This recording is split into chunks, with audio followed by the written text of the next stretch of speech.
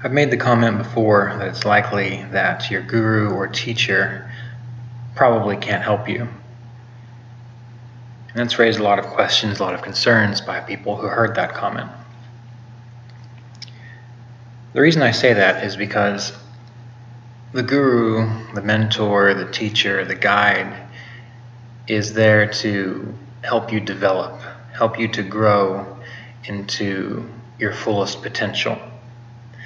They're not there to carry you. They're not there to do the work that you need to do. They're there to show you a way, to be an inspiration, to share wisdom and knowledge based on their past experiences and inspired experiences, so that you don't have to make the same mistakes they did. And that's how the mentor, the teacher, the guide, the guru helps to shorten your spiritual evolutionary process. Now, most people are always looking for a guru, looking for a teacher, and they end up wasting their time, because even if they found someone that could embody and be a proper guide for them, even if they found this individual, they don't properly understand the relationship. The reason the guru can't help you is because most of the time you don't listen. In our current era, where books abound, where there's access to talks on the internet, everyone's giving seminars every other Tuesday or Sunday.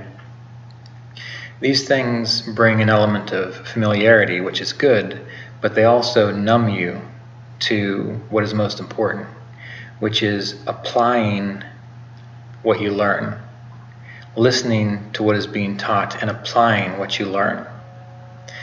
Because of all this familiarity, the path, the process of seeking out a teacher or guru simply shifts to being entertained by someone for an hour at a time or 15 minutes at a time, where you think if you're in someone's presence and you're just hearing them talk and hearing the vibrations of the sounds coming from the vocal cords, as though that in and of itself is clarifying.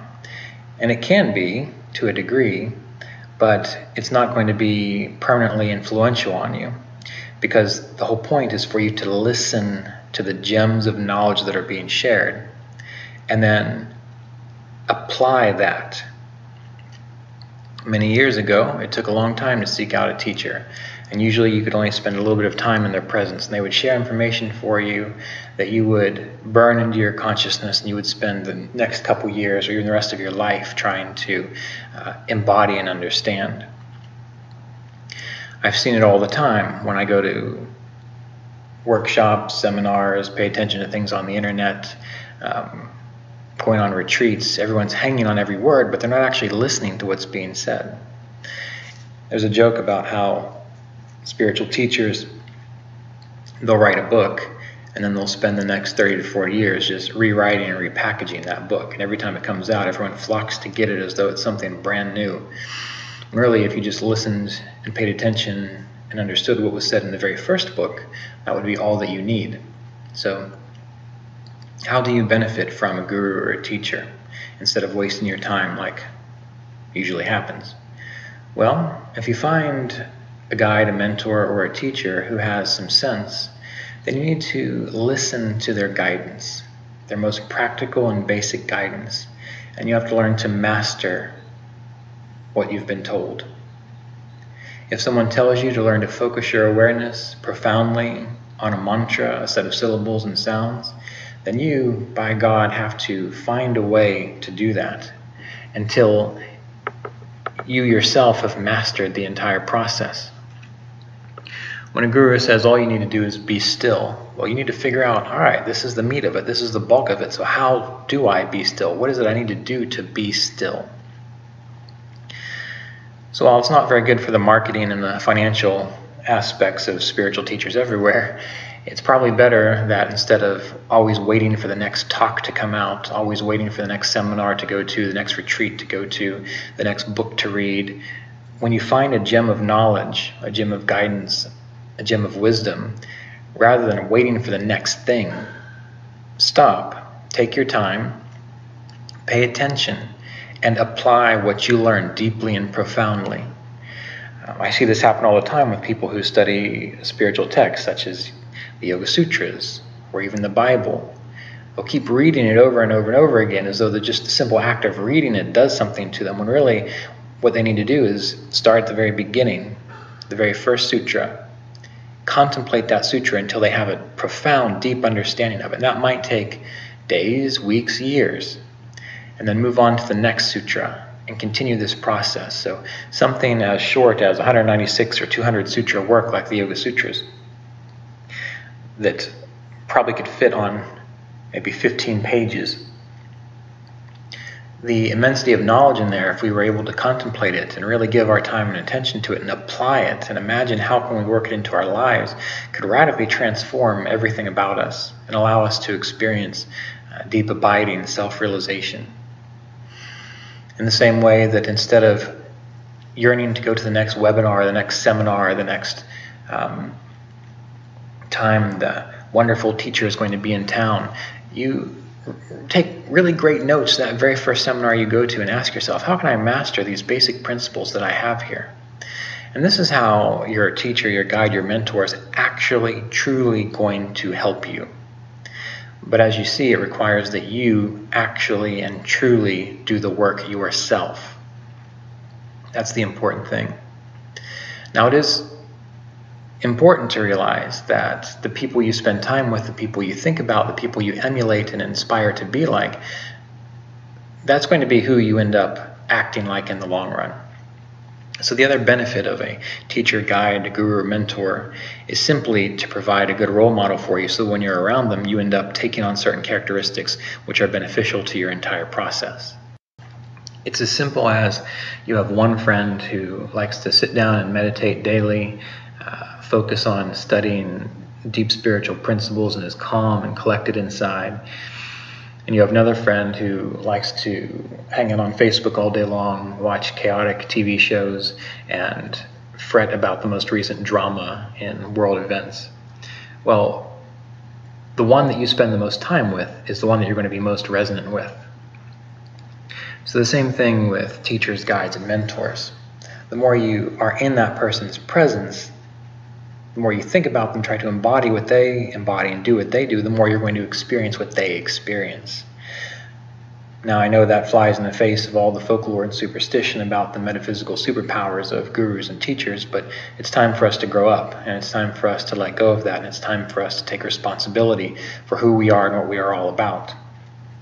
Because it's only those people who do so that will be able to access that deep abiding peace without projecting needs or the feeling that they're going to get their needs met through something external to themselves, and the realization that if there is a teacher, a guide, a mentor in one's life, it's just a projection of one's own inner state of well-being.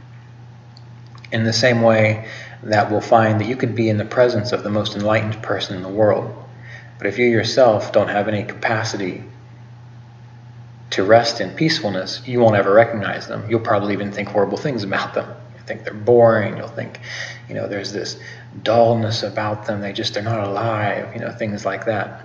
When really they're the most alive person you could ever meet. And then you yourself, who might be chaotic and confused and scattered, you meet a teacher who's really good at marketing, who has a lot of charisma, says the right words, even though they have absolutely no inner realization whatsoever. You'll think that they're the best thing since blue M&Ms were invented, assuming you like blue M&Ms. And again, what you'll see is it's just a projection of yourself. So at the end of the day, it's hard to recognize someone clear and awake if we ourselves have not done any kind of inner work to calm down and learn to recognize what it's like to be in a state of peacefulness. Only then do we benefit by being in the presence of someone else who is also light and clear inside. In the same way that when it comes to meditation groups, it's best to only be in meditation groups with people you know are calm and collected inside, that have their life together, that are peaceful, that when they meditate deeply. They're not nodding off, they're not falling asleep, they're not secretly worrying about all the little things in life. They're actually going deep into the process. So it's rare to find a good meditation group. Meditation groups can be good training areas where you might get some good techniques and tips from someone who knows good techniques and tips. But at the end of the day, they're not going to be very great long term if you have a serious interest in truly knowing what is peacefulness, because true peacefulness has nothing to do with a group, being supported by a group. Although it is wonderful when there is a group of people who don't need to be supported by a group, who know how to be internally calm and collected, that does create quite an intense resonance, which uplifts everyone involved and everyone in the area and beyond throughout consciousness. But again, we have to be cautious there. So the overall point that we want to get at here is that your guru can't help you if you're just seeking to be entertained by someone, if you're just seeking more words, more things to listen to, just so you don't have to actually do your inner work of figuring out what it means to be peaceful inside. In this regard, you might as well just get some kind of neurofeedback devices and start paying attention to what it feels like when you're at a calm brainwave state. That's going to give you more benefit than any words or lessons or lectures by the newest spiritual teacher. But we don't need to go that far. And if you do have a teacher, rather than seeking them out constantly for fulfillment,